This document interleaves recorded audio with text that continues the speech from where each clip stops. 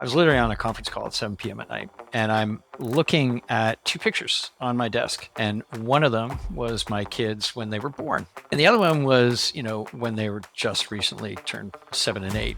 And I had that moment where your mind is fading from the conference call and you're looking at these pictures. And I'm like, what am I doing? Welcome to Startup Dad, the podcast where we dive deep into the lives of dads who are also leaders in the world of startups and business. I'm your host, Adam Fishman.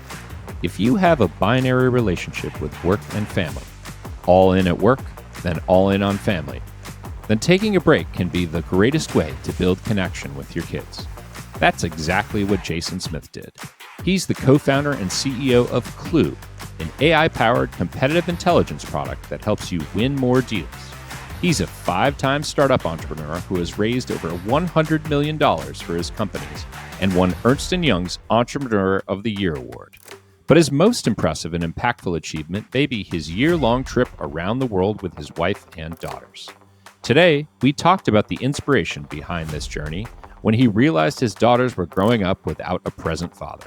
The best parts of his adventures, the importance of connection, why you should lean into the things that go wrong, the importance of hardship, and what it means to practice united front parenting. We ended with a fantastic discussion on how his relationship has changed with his daughters as they've grown older and what he's most excited about for their next 10 years.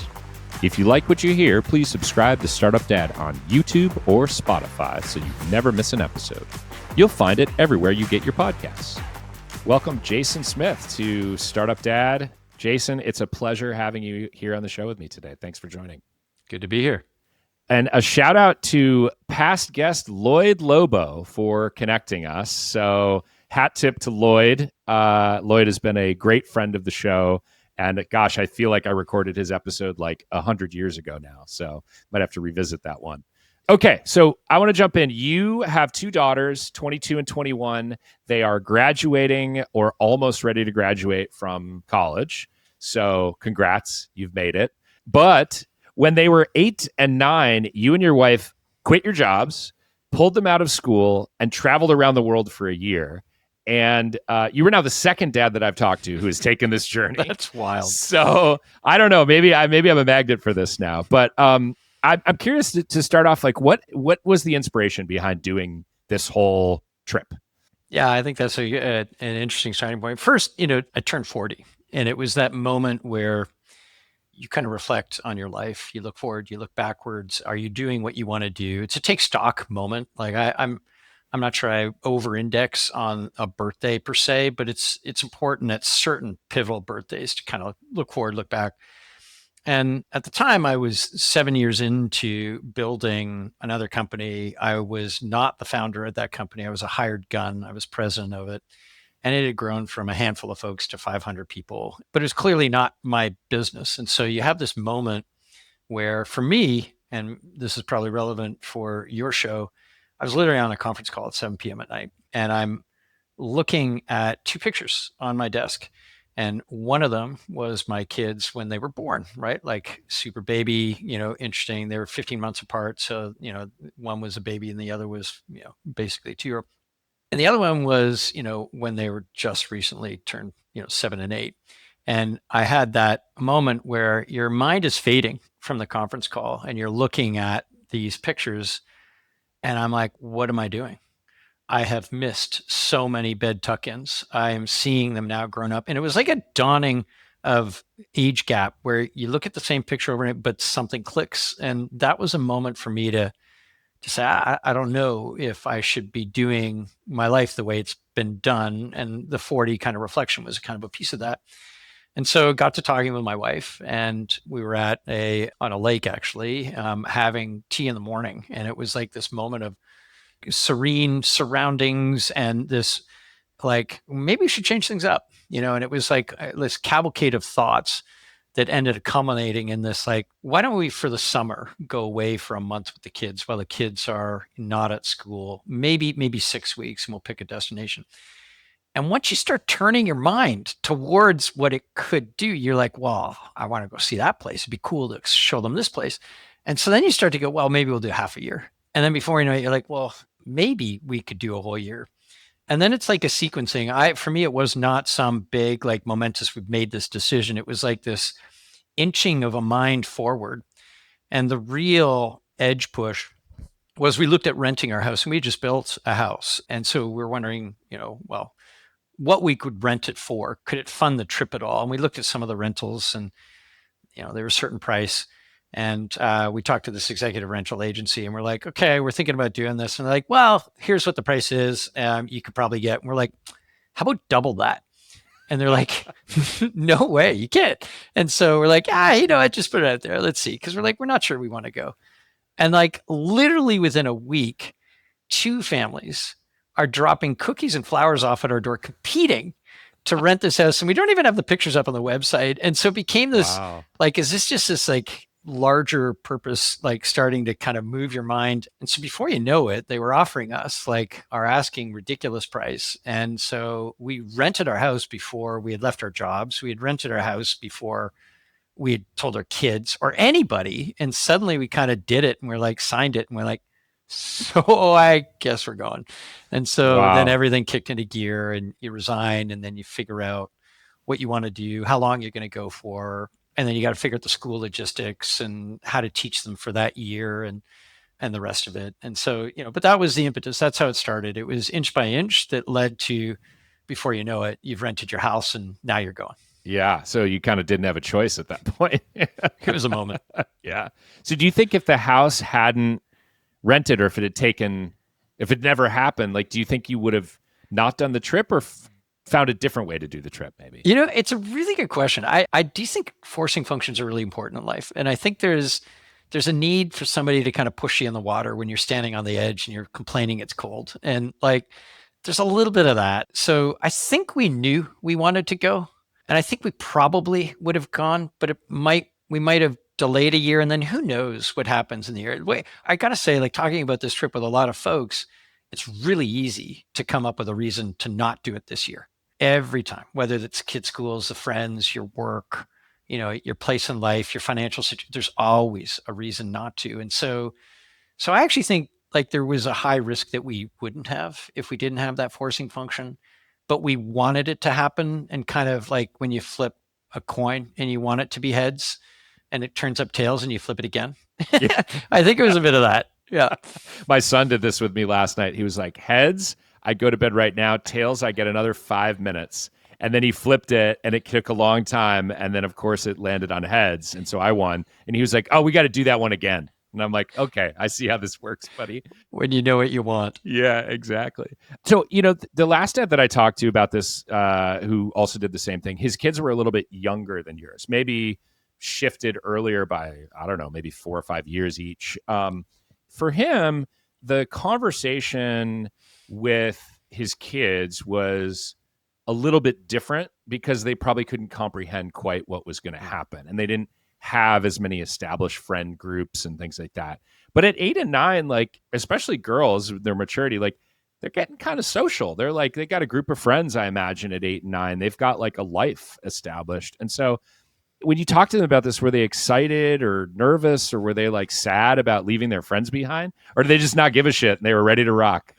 No, I think they were hoodwinked, to be honest. I think they were a little bit like, what? Just what? We're not going home right away. The funniest story was we were at a restaurant in Turkey, and it was maybe 6 weeks in. And, Turkey was the second stop on the trip. And you're now a blonde haired kids in a world where blonde hair was not normal. And like, you're hearing the call of prayer, and you're hearing like, it's just different sights, different sounds. And they were kind of like half overwhelmed, half like, whoa, I get it now. And so over dinner, sitting there, my eldest daughter is like, okay, I get it. And we're like, well, what do you mean? What do you get? And she's like, I get it. We're very fortunate. You've proved your point. Like, thank you for showing me the world. And like, it's time to go home. Right. Second country in on the trip. Yeah. And we're like, it's not how it's going to work. This is like, we're gone for a year. And it was that moment where I think it actually dawned on them. Until then, it was actually kind of exciting. It was a sense of, okay, this is cool. But I don't think the full weight of I'm going to not have my friends for a whole year. I don't know if they really were able to process it at that age. Everything felt more temporal.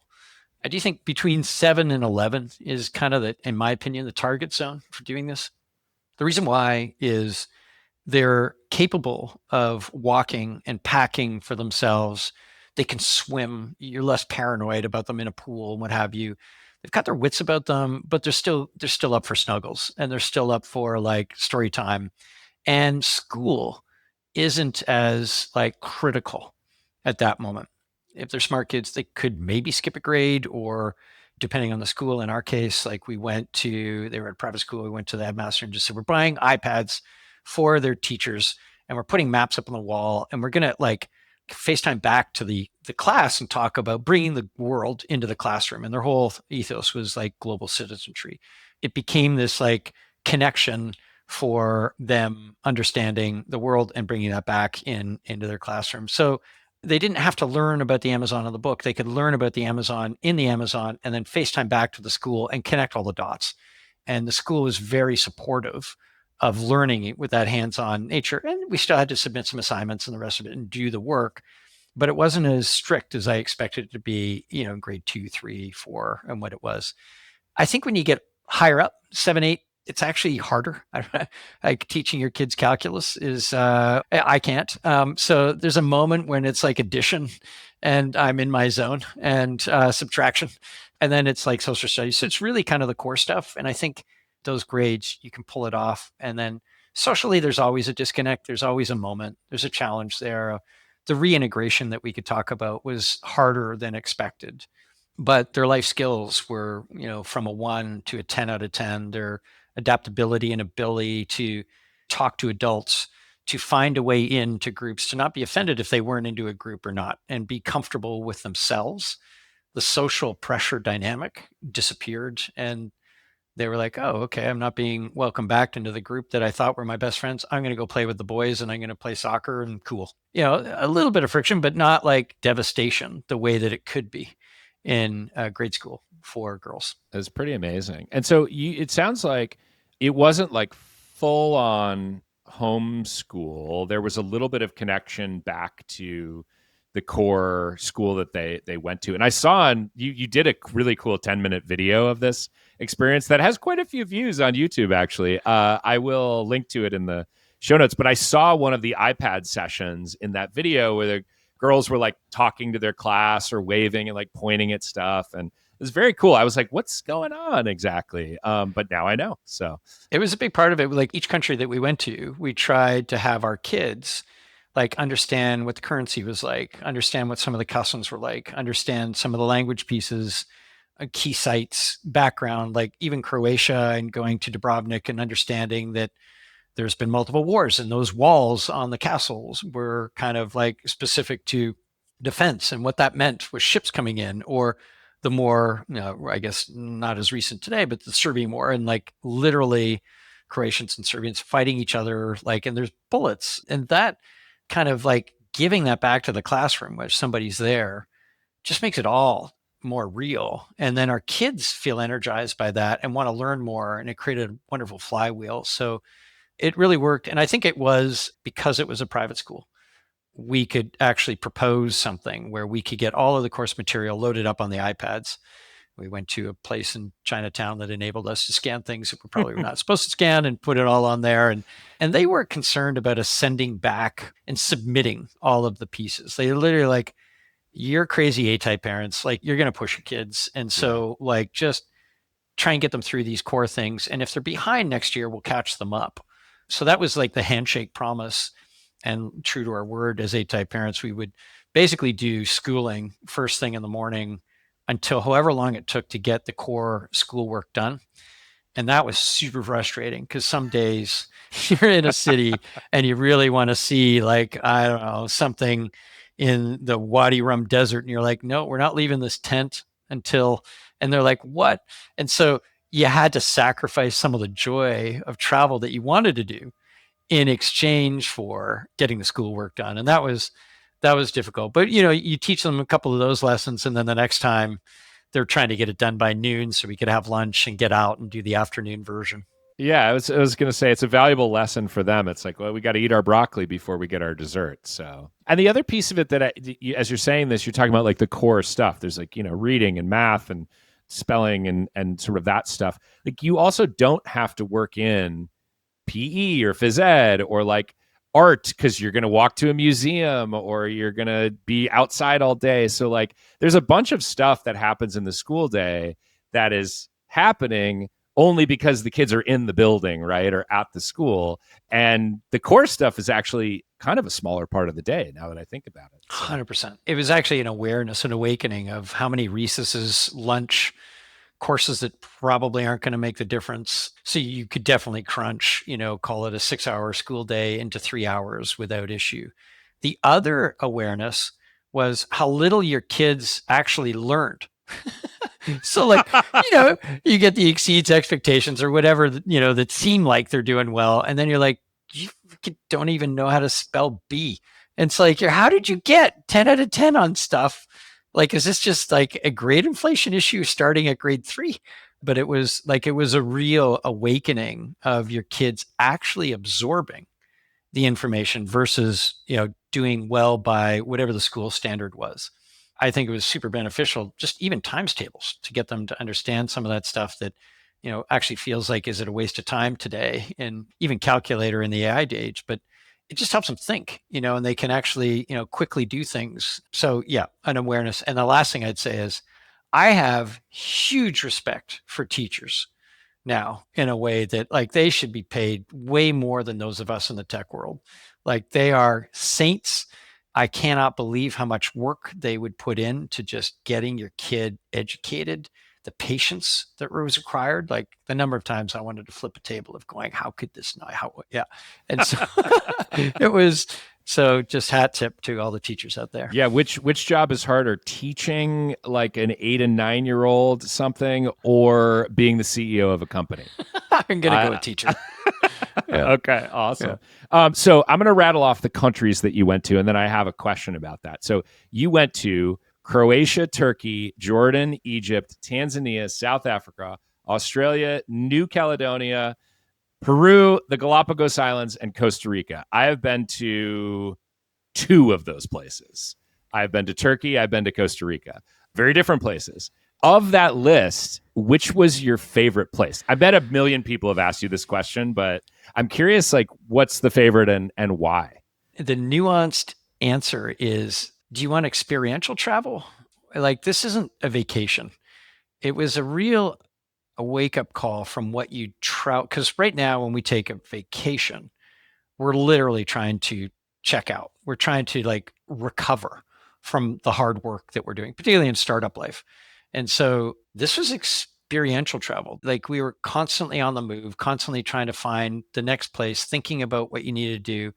You get to Turkey, you're dropped in the middle of some chaos very quickly. And you're absorbing all of that. And it's sights and sounds that are new. You're like the newborn baby grown up, absorbing it all and being exhausted by the end of the day. So just caveat that. I would say the 2 most impressive places that if you could spend, call it 2 weeks in, if you could 3, Turkey would be one of those. And I think that mix of East meets West in Istanbul and the history of that place and the foreignness of a call to prayer, a religion that our kids weren't exposed to, and understanding different cultures in a way that you're now the minority and understand that there's a huge chunk of the world that doesn't understand you, and flipping that perspective, super great. Obviously beautiful places to see, the mosque, etc. But then also getting down to like Uludenes and Olympus and seeing the Olympic flame, or kind of paragliding off the top of like Uludenes, you probably saw in the video, and onto the Blue Lagoon. That's super cool. And then the other place is Cappadocia, which is, if anyone here remembers the Travelocity gnomes, I feel like they all lived there. And it's like this little, these little basalt caves that actually there's whole history in, where the Christians were hiding from the Romans in these subterranean caves that you can actually walk through. And they had fires and living conditions like 5 levels down, hidden in these caves. And you can walk all through those. And then you hop in a hot air balloon and you can fly over it, Like it feels Star Wars style where you're just Wow. cruising through this zone. And so just the diversity of Turkey, and the people were amazing, and the food is incredible I and love the food in Turkey. Yeah. unbelievable, right? Yes, like just amazing. So I have great things to say, and it's funny because when I share Turkey, and you probably do too, people are terrified of the terrorism and the concerns, and rightfully. But we also went to Egypt in the middle of the revolution. What I've learned is what you see on the news is not what happens necessarily in a city of 20 million. There's a whole bunch of pockets that are just fine. And you just have to avoid maybe Tahrir Square in the middle of Molotov cocktails. But you go 4 blocks over and you don't know what's going. There's nothing. It's like I live in Vancouver in Canada, and like we lost the Stanley Cup one year to the Boston Bruins, and the city was basically lit on fire. And like I'm down the street from that and had no idea what was going on. And so like I think that's true of a lot of these places, that in the right areas, you're fine. The other place that I would say, I'm going to skip South Africa because my wife is from South Africa. We got engaged in South Africa. But if you haven't been to South Africa, like a safari in Cape Town is top notch.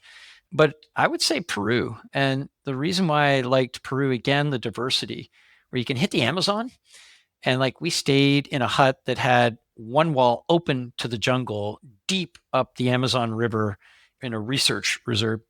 And you're just, the sound of the jungle when you're sleeping at night is so loud, and you're thinking, I cannot believe I have a wall open to the jungle. And literally you wake up in the morning and there are like a possum in the top of your ceiling, and you have mosquito netting and what have you, which weirdly makes you feel comfortable, like you're protected with some kind of mosquito net. But that is just an all senses experience. And it's incredible to get yourself out of the comfort zone. You go for a night walk and you'll see a tarantula that they'll poke out of a hole, and sounds freaky, but it's all kind of part of this guided experience.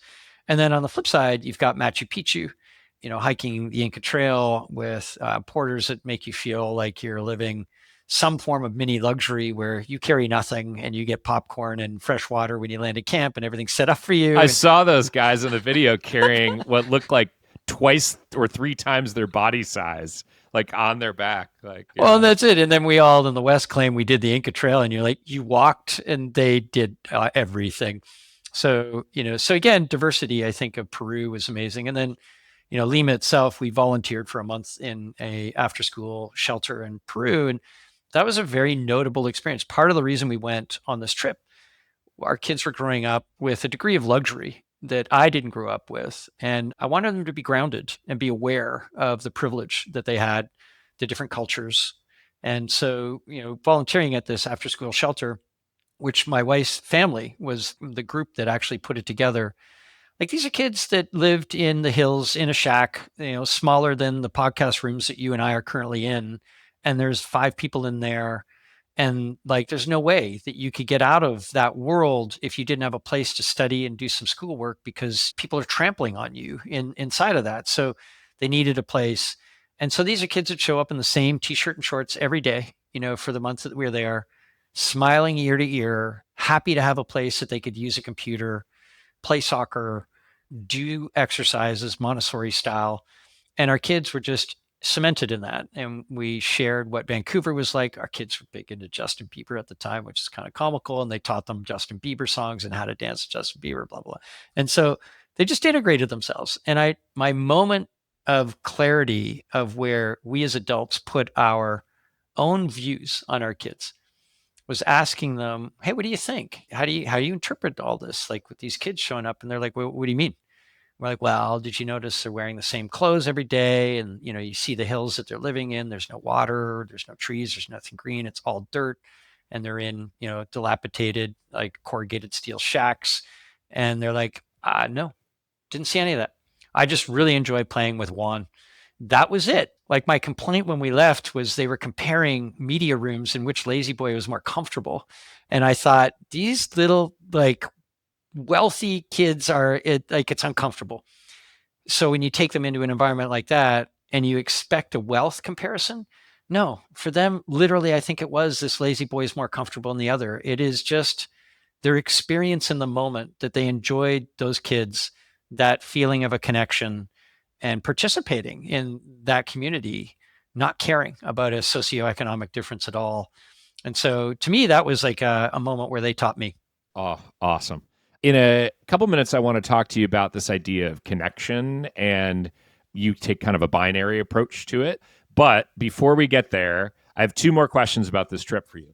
One is I did see in one of the clips that you were in a steel cage being dropped into a water surrounded by alligators. So can you tell me that story? How did you find yourself in that situation?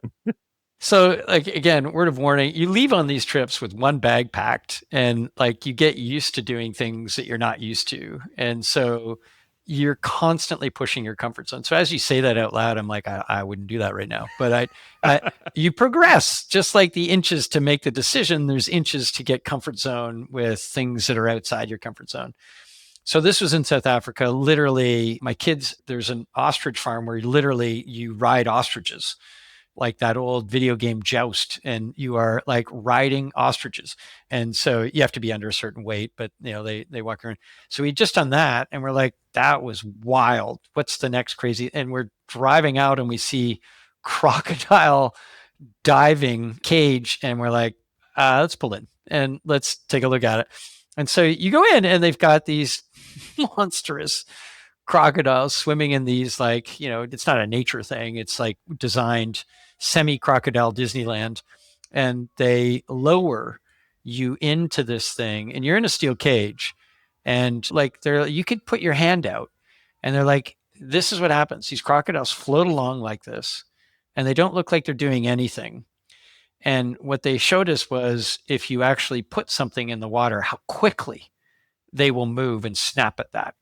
And so you're shown that before you're dropped into the water. And then they drop you into the water, and every weird bone in your body wants to stick your finger out at some level and kind of like tempt it. And then you have that flash in your head. And so you're just kind of looking around as these things are kind of like floating by you with these huge jaws, and knowing in your mind that if anything happened, like you stick your finger out or the cage somehow opened, you're done. But exhilaration, and it's totally fine. And it was semi Disney ride-ish by the time we were done. Yeah. Oh, and what a story too. So maybe I'll have to do it sometime. Yeah. Head to South Africa. Yeah. Okay. So my second question, this is a little tongue in cheek, but so you have basically adult daughters now, and you have this YouTube video of them as 8 and 9 year olds, and it's got like 9,000, little over 9,000 views, and they're like doing goofy 8 and 9 year old things. Like I was like, oh, that looks like what my kids would do. Are they embarrassed by this? Like, are you planning on showing this at a wedding at some point? Like, how do they think about this when they reflect on it, from 10 plus years ago? Well, all of us dads have the right to like hoard footage to pull out at a wedding later. Yes. Just caveating that. Yeah, it's funny you say that. I think my kids are maybe used to being dad embarrassed enough by now that they're just accepting of it. Stop talking to the Uber driver, dad. What I would say is, like, at that time, my eldest daughter was probably a lot more tomboy than she was princess. And so, like, she's wearing board shorts and shirtless, and she doesn't like that one. She's like, you know what? That's not going to do me any favors getting boys right now, dad. So there is a little bit of that. So I had to carve out some of that footage and just left it with her board shorts. But you can see in those pictures, like there's one, we're walking through this, like in Croatia, this boardwalk in the middle of Plivice Park. And like my one daughter, full princess, wearing full long dress, walking like a princess. My other one, board shorts, t-shirt, hat on sideways, looking for, something she can swing from. And they're walking along. And just that moment of their identity in that minute, I think they both embraced and know that it's not them. And so I think there's a degree of embarrassment, but it's within the dad acceptable embarrassment threshold. Which is a very real threshold that's like in the range, right? Yeah.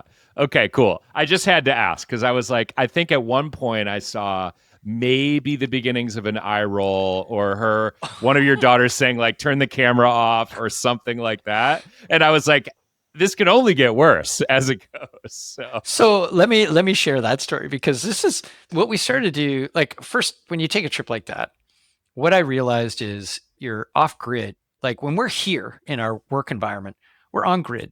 And so we're working all week. And then on the weekends, at some level too, you might get together with another family. You might have soccer or some kind of sport. You're actually not connecting as a family anywhere near as much as you think you are because you get together with others. There's obviously some connection, but the minute you as a unit, family unit, leave and get off grid, it's just your family unit together 24/7. There's no distractions. There's no sports to go to. There's no school to attend with other kids.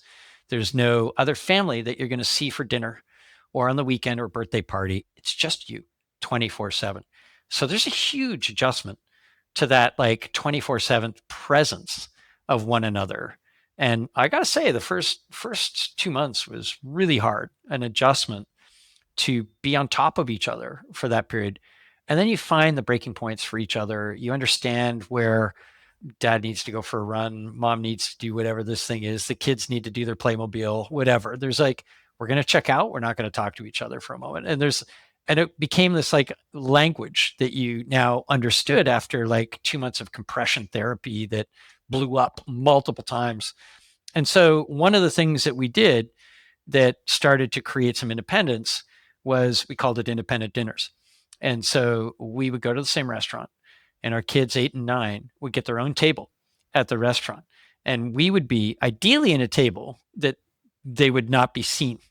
And so they want independent dinner. And so we would go and we talk to the waiter ahead of time. I'd be like, look, those are our daughters. We're going to pay for them. Let them order whatever they want off the menu, hold the alcohol, and just let them feel independent. And they loved it because it was like this grown up moment where they could go to the restaurant on their own, but the parents were around the corner and in the same restaurant having dinner, kind of getting, the messages relayed by the waiter. So what you see in the video is one of those where it was independent dinner. And of course, I'm trying to get film footage of it. And I'm Yes. filming it.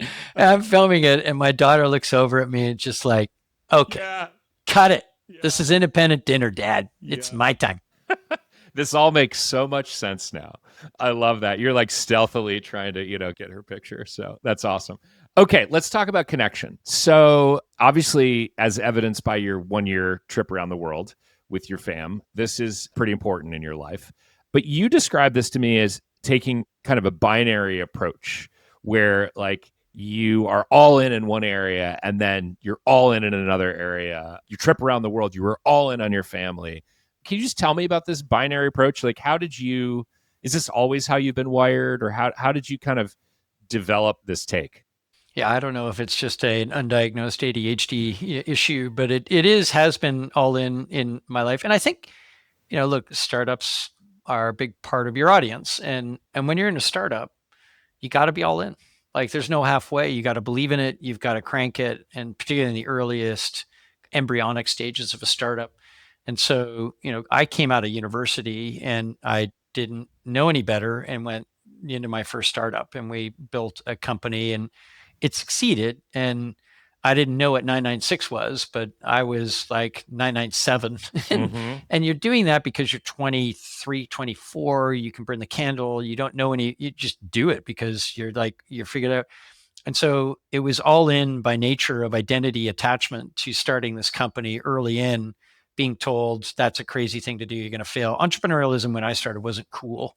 It was, a fool's game. Go get a job at a big company with your commerce business degree.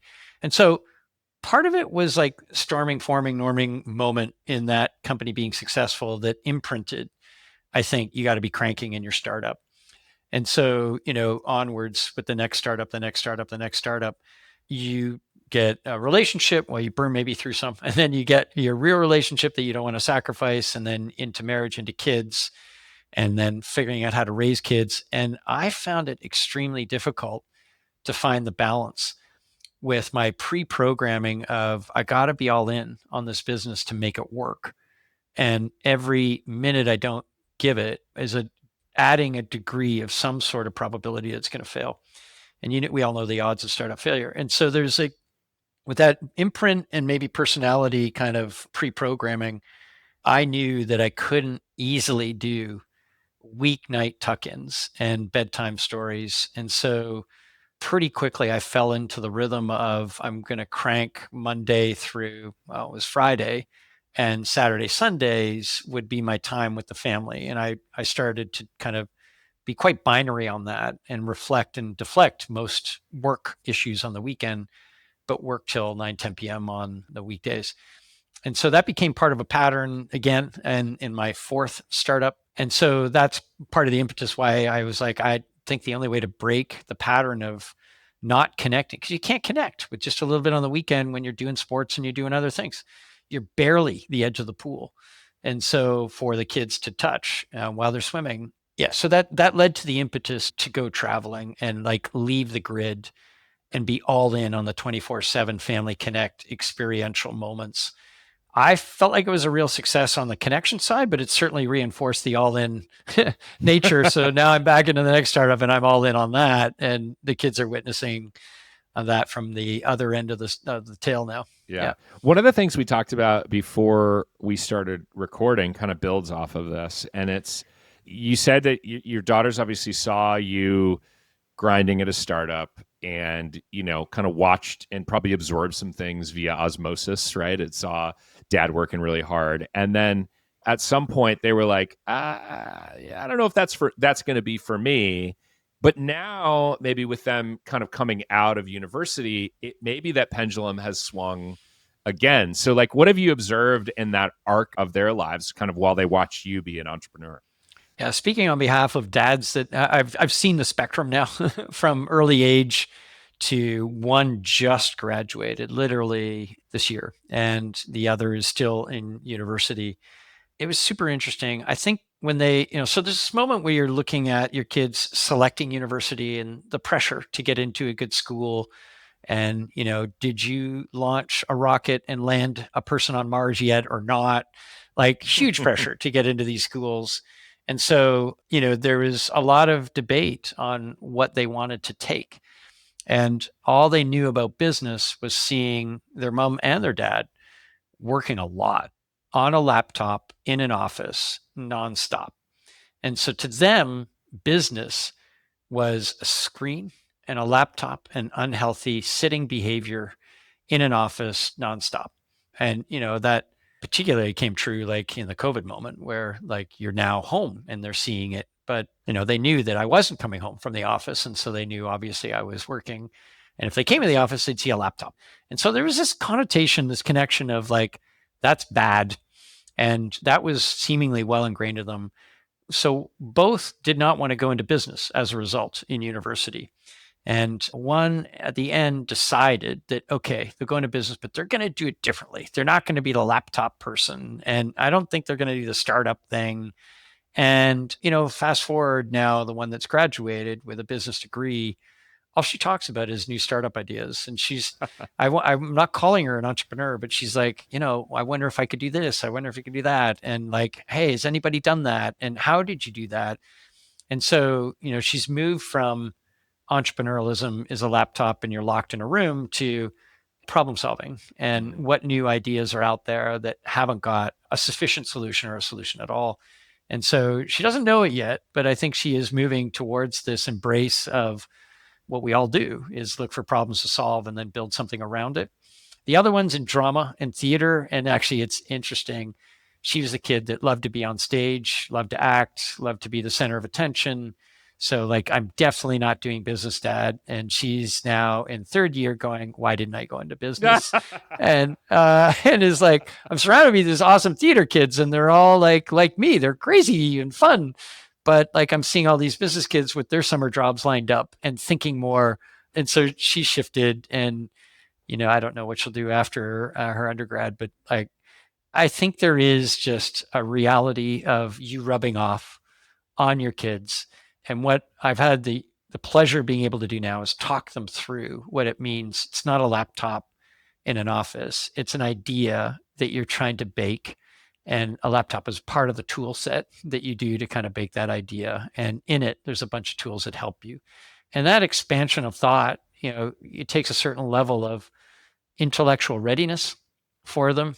And I think that, it comes with time, and university is generally where there's that reflection of I'm going to solve the world differently. Yeah. Well, it's also really interesting to think about them graduating, now or shortly, and coming out into the world where AI is doing a lot of that sit in front of the laptop work for them.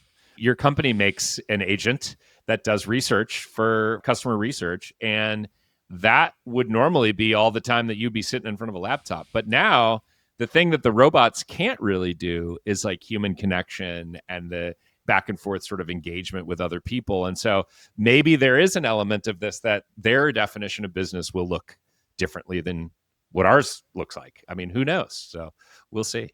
I agree with you. And they're using all the tools in school. And initially it was the cheating advantage. Now it's maybe a little more built into the program calculator style because you can't escape it. What's interesting, I think, about, kids like coming through this social media now AI era is it's so natural for them to think that way, to use something that can be their collaborator in idea generation, their fixer of some of the issues. It's a cleanup and collaboration tool more than it is a do tool. And they've recognized, like, trying to do, having it do it for you, they're like, it's not how I would do it. And so then, like all of us, you get it and you're like, I'm going to edit it, change it. And then you're like, I should just start from scratch. And you go through that process of figuring out how to leverage AI best. And I think they're fortunate to be in school in that moment where their tools being used to help you do it. And I don't know, maybe they're getting grades because of AI. I don't know. We'll see. Who knows? Time will tell. One of the important philosophies that you have is that you should really lean into things that go wrong. I would love to hear what you mean by that. Yeah, this is interesting. There were two lessons that I got from venture capitalists that I respect, where I saw his relationship with his adult children going on trips, wanting to be together. And I'm like, how do I make sure I don't screw up my parenting enough where I'm teaching and not creating this bond? And it's so easy to fall into when you have limited time of like, don't do it this way, do it this way, teaching in a forceful, parental sometimes way. What he taught me was the bond and the relationship is super important. My wife's probably the best teacher of that. And seeing me being the disciplinarian, by the way, and her being the bond at all costs, I'm now like, damn, I wish I was more in her camp. But what he taught me was like, stuff's going to go wrong. And whether you're traveling as a family or just with one of your kids, like things that you think are going to work out don't. The tickets that you bought for the show actually end up being StubHub fakes, or the trip that you go, you miss the flight, or the room that you get is not what you expected. And those are all like first world problem issues. It can be much worse. Like your car breaks down on the way somewhere and it's snowing and it's cold on the way to the mountain and you don't have a change of tires and you can't, your cell reception is limited. Like those are moments like that go from first world to challenging problems that it's pretty easy to lose your mind and like focus on the problem solution solving and forget that, there's somebody watching and learning how you react to those situations. And what he taught me was you're not going to remember your 50th trip to Tahoe. You're going to remember the one where you broke down and it was trouble and you ended up in a diner and somebody gave you a lift that was missing 3 teeth and you have a story. And that's the piece that is rich, and that's the stuff that's going to come out at a wedding or a conversation later where there's laughter. And if you lose your temper or your mind in those moments, they'll remember that.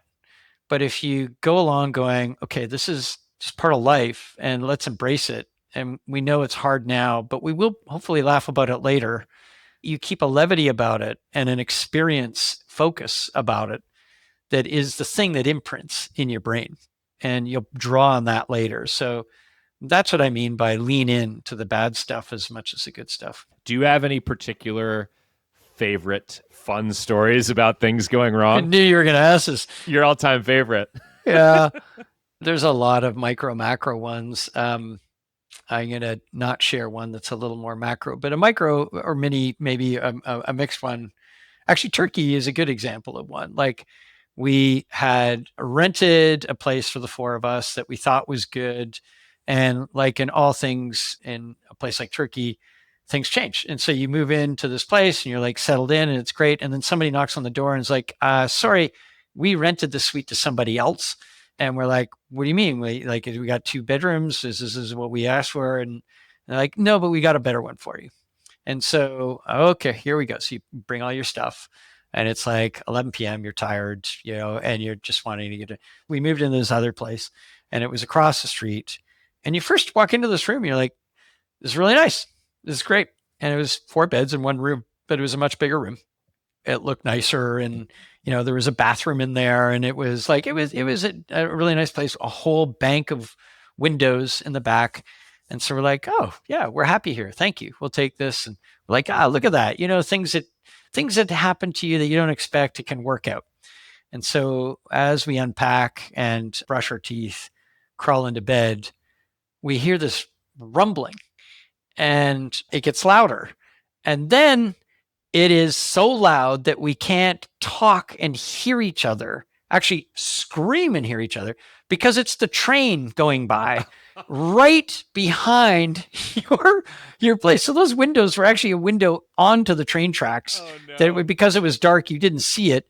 And so for the rest of the night, periodically, like every hour, there'd be this like train and the whole windows would shake. Oh, and so like no. you didn't sleep at all. And so like we laughed and are like pain. And the next day you're disheveled and bitter and angry, but you're like, I can't believe that. And so that's an example of leaning into it. Okay. Love that. And also that sounds absolutely miserable. Oh, it was awful. It was awful. Yeah. Okay. Another one of the kind of important philosophies that you have is this idea of practicing united front parenting. Tell me what united front parenting is. Oh my gosh, I should have my kids on this show. They talk about united front parenting. It became a label because, often you could run to mom or run to dad and get a different answer, right? And so, the simple agreement that I have with my wife is if they run to one of us, that we should have the same answer, or at least not usurp one another's opinion or view. And that's all easy to say. It's when you are like a dumb dad and you back yourself into a principled corner of saying no to something where you probably shouldn't have, but now you're like principled about it. And your wife's looking at you going, no, that's a dumb thing. And it's a test of like, is she going to be united behind your kind of principled, probably wrong idea? Or is she going to be like, now we're going to usurp, what dad says? Because frankly, he's an idiot. He kind of knows it, but he's not going to admit it right now. For me, it was important to have some degree of united front parenting where they couldn't go to one and get a different answer or find a way through it. And I would say we were pretty good at that right through until maybe they became teenagers, and then it all fell apart and it got a lot worse. But in the younger ages, united front parenting, we were united on our opinions. And even if one of us was wrong, we back up the other. Well, sometimes it's hard too, because you've got the speed at which kids will ping pong between parents and like the keeping up with the information, that you need to have in order to make the right decision. It's tough. So, well, and then they learn the personalities. They know that if you're the parent that is the hard parent, the disciplinary parent, versus the one that'll always like be reasonable and hold the bond paramount, who are you going to go to? Yeah. I'm curious how your relationship has changed with your daughters as they've gotten older, right? You did this trip around the world with them over a decade ago now. And what has changed? They're obviously not the same kids they were in that video. How have you noticed that changes? Well, I'd say a couple things on this one. I think there's a natural arc of your kids starting to respect you more as they age, particularly from the business context now that they've been exposed to more business. And when their friends are like, oh, your dad's the CEO of X, it'd be great to talk to him. And suddenly you turn from loser dad that they don't want to introduce to their friends to like, why do my friends want to talk to you? Well, because they see a business network potential. And so that is the beginning of a change of a lens. And this is university level where it's like, oh, maybe my dad is as dumb as I thought he was. And then, there's a build on from there of like, oh, how would you approach this, dad? And now I find both daughters from a business standpoint are seeking me out more. How could I write this email to introduce myself to so and so for an informational interview? Is there a better way to frame this? How could I go do research? How should my LinkedIn be? And I'm getting sought out for things that I don't think I would have been sought out for before. So I think university, particularly from a business standpoint, it creates a new level of respect for maybe what you've done, whether it's accomplishments or the work ethic, or, there's enough podcasts that we're on or speeches that we've given or news articles or things that they're like, oh, but mostly it's about their friends going, I'd love to meet your dad if they could, because I'm interested in starting blah, blah, blah. So that's one. I think the other thing, just that foundation that you get off grid from that trip is something that we still talk about a decade plus later. And so there's points of laughter of like, do you remember riding out of, the desert in Jordan on a camel, and remember that cut that you got there that it looks a lot like that one? And there's just a reference point of some of the humor. Or remember when mom yelled at you at, one of the temples in Egypt, and it ruined the entire tour and we had to go sit in the tour bus. And like, these are just things that randomly kind of pull up again. And whether it's a picture that pulls up on your Apple TV and it creates a memory, or a song, or some conversation at a dinner, there's a connection and there's a warmth and a glow that comes from that deep, only off grid connection that I think you can get that is really beneficial. And so I would say that's a connection point. The last thing I'd say is that deep understanding that came from that trip of where the hot buttons are, as it's the same hot buttons that you're going to have, right? So like they know exactly what the hot buttons are. They can choose to hit them or not, but they really know them. There's no like inadvertently bumping into them. And so that came into focus, I think, on the trip and continually sharpened through the teenage years.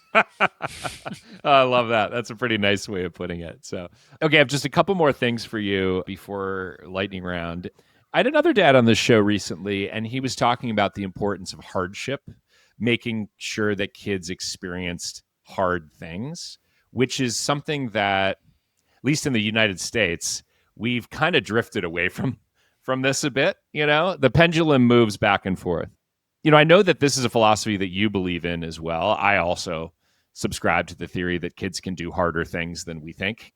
And so I'm just curious to, like, how did you develop this thought? Is this sort of steeped in company building or like your own life lessons or something else? It's interesting. I'll start by the systemic fear that drives that behavior. I think I'm hypersensitive of my kids feeling entitled to something.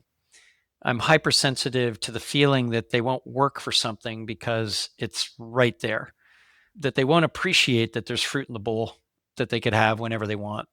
And so that's probably like a deeply rooted issue, that I never want them to take something for granted. And so I've got to acknowledge that as a driving force for part of it. The other piece is just, again, the startup experience, that if you put the work in and you really, really drive at it, like every day, one foot in front of the other, like often you can make it through. Most people will give up. And so how do you make sure that the success that you've had that gives them the indulgences of the trappings of wealth, of like going to a private school, of living in a nice house, of having a place in Whistler that they can go to with friends that also have places in Whistler, and a ski pass is a given, and new skis are a given, and all of this stuff that creates this sense of like, well, that's what life is like. And you spit them into the real world, and we all know that life isn't like that. And so they have two choices at that point. They run back to you and go, where's the spigot? Like, I'm used to this life. I don't want it to change. Or you're prepping them through that period and saying, you got to earn this. For me, it's entirely self-earned. Nothing was given. I support my parents. It's very much a self-earned thing. So there's this built-in desire for them to understand that before they hit the real world. And now that they're hitting it, we long talked about paying for their education, but once graduating, they're on their own. And like my daughter, we've had this conversation very recently of like, in her terms, I'm cut off now. I'm cut off. And I think, for her to try to get her head around what cut off means, you're not quite cut off. We just bought you a plane ticket to Sydney, Australia, but in her mind, you're cut off means like I can't just automatically get what I want anymore. The ski pass is going to be bought by you now. Like you're going to need to save and find a way to do it and think about money in a different way. And obviously, all the budgeting stuff that you do throughout their youth, you're trying to create this understanding of money, but it's a delicate balance between giving them the luxuries that you fought to afford and not overindulging them. And I think one of the biggest challenges is depending on the area you live and the school that you go to, you're surrounded by others that have probably more wealth, some less, some more. And the bar that they look at is whatever the higher bar is. And they're like, are we poor? They have a plane, right? You're like, what is going on? And so just understanding that it can't just be handed to you is really important to me. And so it's little things that we try and teach them of like, you're going to have to figure that out on your own. Like both my kids did exchanges. And when you are suddenly in Europe on your own, needing to figure out train schedules and where you're going to stay, and your parents aren't booking your plane tickets and figuring out all that, you grow up and you got to make your own food and all the stuff that happens when you hit university. Like one of my daughters did that at her last year of high school, and it just accelerated her confidence in learning that she could do it. And so I wouldn't call that hardship, but I would call it leading towards doing stuff on your own. And then knowing that some of the outcomes that might be negative, like you work really hard, you don't get what you think, you didn't make enough money as you went tree planting and it was hellish, and you spent 3 months getting bitten by mosquitoes and you made less than somebody who, that stayed in town and worked as a waitress. But you somehow figured out how to do it and get up every day and work 10 hours in a bush and plant 1,000 trees and do things that were hard. And the more that they accomplish those things and get through them, and even if there's failure, they're like, I still got through it. I'm still on the other side. And I think prepping that for the real world is critical. So I'm trying to do that within the reality of the bubble that we all live in by giving them the indulgences that we can afford. When you think about your daughters starting their 20s, what are you most excited about for them for the next decade of their lives? I would say quick failing. I really am excited for them to quick fail. And so my advice to them in their 20s is like, nothing is locked in. It is a time to go explore. It is a time to fail. It is a time to learn. It is a time to not be afraid of the failure, of the rejection piece. And that's what I'm most excited about. My eldest daughter on the rejection piece wanted to be an actress. And my younger daughter probably had more God given talent, but my elder daughter was the one that was driven and has spent 9 years being rejected on like trying to audition and getting nothing. And she's like, Dad, it's the best thing because I want to do it. I want to break through. And I know that if I keep going, I'll find a way to break through. And so you get used to the rejection, you were used to the failure. And once you can normalize that, you become way less afraid of taking steps. And so quick fail is what I hope for. Okay, cool. This episode's going to drop in 2026, the beginning of the year, which is wild to think about, although we're almost there. What is something that you're really excited about and optimistic about for 2026? Having an Android robot do my laundry and my dirty work in my house that is apparently a 25 grand down payment right now. A Neo robot. Exactly. It's hard as a startup entrepreneur that's like deep in the AI world not to be excited about what's happening. I started my first business in the world of internet, the dawn of the internet, and man, was it ever exciting. And I look back at that kid and I'm like, you should have just registered domain names, buddy. And so I think of me now going, what would I tell me 10 years from now to go, what are the domain name registrations of the AI era? And so I'm loving and really excited about this. Everything's up in the air all over again. There's huge questions about what's going to happen. Nobody can really predict even a year out, it seems. And so there's this huge degree of uncertainty, which brings opportunity. And so I'm most excited about that exploration and having my kids, frankly, lean right into it. So bringing it back to my daughters, one of the side hustles that my daughter's doing is like, Dad, I don't think many people know how to use these AI tools. What if I went to real estate folks and could take their blueprints and take their images and give them virtual walkthroughs of their stuff for 5 grand instead of 50? I'm like, you should try that. And so she spent 2 weeks learning every AI tool to try and actually do that and finding the gaps. And that's what I mean by quick fails. Some of those tools didn't work for her. Some did. Now she learns the limitations of them. So to me, getting them ingrained in this AI revolution, in this opportunity, and understand where the edges of those opportunities are with today's model or today's tool, and knowing 2 weeks later, there could be a new iteration. That's what I'm most excited about. Okay. Well, now I can't wait for 26 with that pep talk. How can people follow along or be helpful to you? I'd say I'm on LinkedIn. I try and post a lot about what it's like to be, a startup entrepreneur. Less so a startup dad. Maybe I need to post on that. You can look for Jason Smith. Klue with a K is the company name. Or you could / one more Smith, ONEMORESMITH, which is what my domain was, onemoresmith.com, where I did all my posting. I love that, by the way. I saw that was your LinkedIn profile, and I was like, oh, this is beautiful. Adam Smith was taken. Yeah. Awesome. Okay, do you have a couple minutes for lightning round? I've created a special condensed lightning round for you. So here we go. What would you say is the most indispensable parenting product that you've ever purchased? The Jolly Jumper that you could put your kids into in the doorframe. Okay. What is the most useless parenting product that you've ever purchased? The Jolly Jumper. I think that may be a first on this show. Yeah, I love that. Okay, true or false? There is only one correct way to load the dishwasher. Oh, 1,000% true, and every dad on this show agrees with me. You're very right. It is the vast majority of dads are in the camp. We're going to all have to teach our AI robots how to do that. So, hundo, because we know our wives are never going to learn. So it is our only shot are those AI robots. Yes. Okay. What is your signature dad superpower?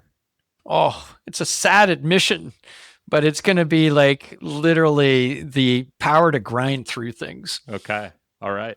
Across 20 plus years of parenting, what would you say your least favorite parenting task is? Being the disciplinarian, being the one that has to hold the principal line. My wife likes to say, there are no lines. And I'm like, well, we agreed to a line. So being the enforcer of the line as the lone parent is not ideal. Okay. If your daughters had to describe you in one word, what would it be? Entrepreneur. Okay. What is the most embarrassing thing that you've ever done in front of your daughters? Or what would they say is the most embarrassing thing? I should really ask them this one. That is a great question. I'm trying to think of what the worst one is. I'll tell you what the repeat offender is.